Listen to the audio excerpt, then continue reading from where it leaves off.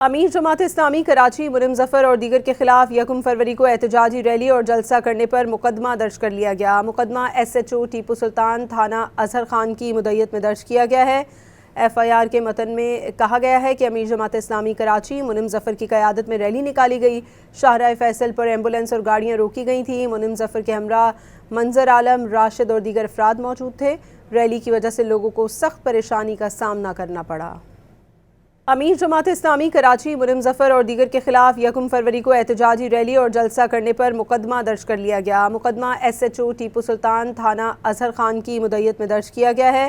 F I R کے متن میں کہا گیا ہے کہ امیر جماعت اسلامی کراچی منم ظفر کی قیادت میں ریلی نکالی گئی۔ شاہراہ فیصل پر ایمبولینس اور گاڑیاں روکی گئی تھیں۔ منم ظفر کے ہمراہ منظر عالم، راشد اور دیگر افراد موجود تھے۔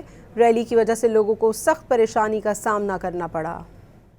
امیر جماعت اسلامی کراچی منم ظفر اور دیگر کے خلاف 1 فروری کو احتجاجی ریلی اور جلسہ کرنے پر مقدمہ درج کر لیا گیا۔ مقدمہ S H O Tipu Sultan تھانہ اظہر خان کی مدعیت میں درج کیا گیا ہے۔